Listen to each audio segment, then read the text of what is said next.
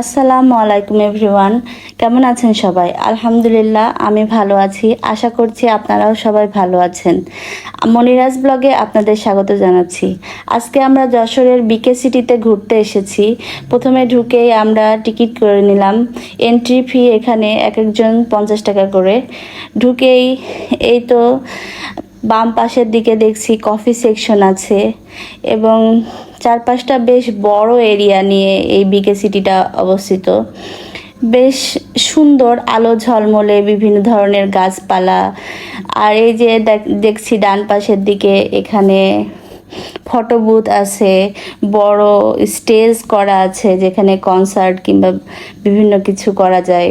বিভিন্ন জায়গায় জায়গায় ফটো বুথ করা, ভালোই লাগছিল বেশ দেখতে। বিভিন্ন রকম ফ্লাওয়ার, বিভিন্ন ধরনের গাছপালা সব কিছু দিয়ে এরা ডেকোরেশন করেছে, অনেক সুন্দর করে সাজিয়েছে পুরা এরিয়াটা। আর এই জায়গাটা অনেক বেশি ফটোজেনিক। এখানে আসলে বিভিন্ন জায়গায় শুধু একটু পরপর ফটো বুথ দেখবেন, অনেক লাইটিং এরকম। আমরা গিয়েছিলাম রাতের বেলা। এই যে এই পুল সাইডটা অনেক বেশি সুন্দর। রাতের বেলা ভিউটা আরও বেশি সুন্দর করে তুলেছে, বিভিন্ন ধরনের লাইটিং করেছে, লাল নীল সবুজ। এই যে আদিয়ান এখানে দাঁড়িয়ে দাঁড়িয়ে দেখছিল, ও খুব এনজয় করছে। আর ও খুব পানি ভালোবাসে। এখান থেকে শুধু লাইটের কালার ও বলছিল, কি কোনটা কোন কালার সেটা সে এখানে দাঁড়িয়ে দাঁড়িয়ে শুধু বারবার বলছিল। যখন যে কালারটা জ্বলছিল তখন সে কালারের নামটাও বলছিল। খুব এনজয় করছিল এখান থেকে। তারপরে আমরা এই যে এখান থেকে চলে যাচ্ছি, এইদিকে এসে বাচ্চাদের তেমন কোনো খেলার জায়গা এখানে নাই, দুই একটা দোলনা। আর এই যে এখানে আদিয়ান একটু খেলা করছে, ওর বাবা একদিকে ভর দিয়েছে আর একদিকে আদিয়ানকে বসিয়েছে। বেশ আনন্দই করছে আদিয়ান, এটাকে খুব এনজয় করছে। তারপরে আমাদের ক্ষুধা লেগে গেছে, আমরা চলে আসলাম খাওয়া দাওয়া করতে।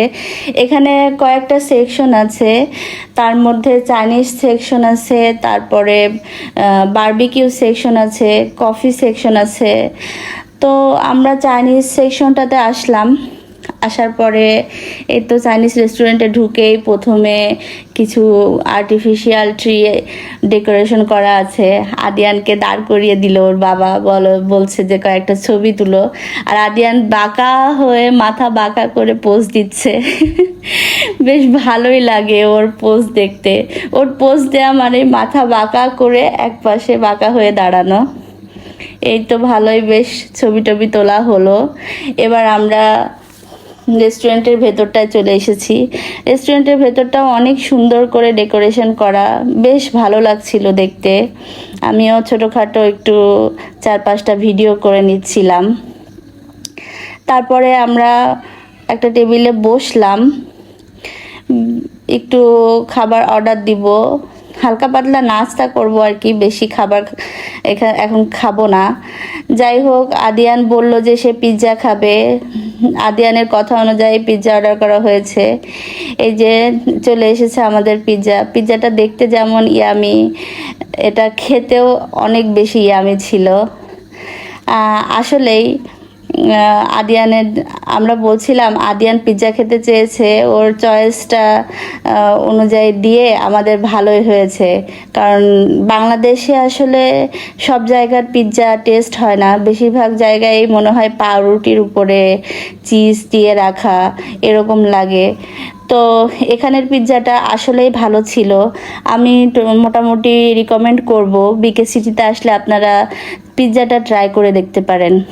আর এই যে বাম পাশে যে কফি টি সেকশন, আর সিঁড়ি দিয়ে উপরে উঠে এই রুফটপে হচ্ছে বারবিকিউ সেকশনটা আছে। বেশ অনেক বড় এরিয়া বারবিকিউ সেকশনটা।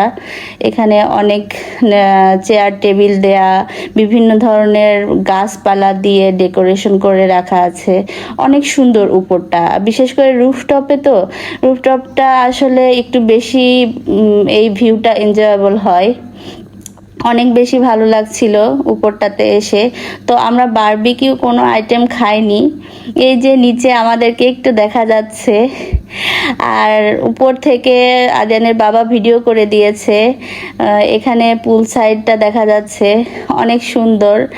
এখন কি শান্ত এই দৃশ্যগুলো, খুব ভালো লাগছে। আশা করছি আপনারা এনজয় করেছেন। আল্লাহ হাফেজ।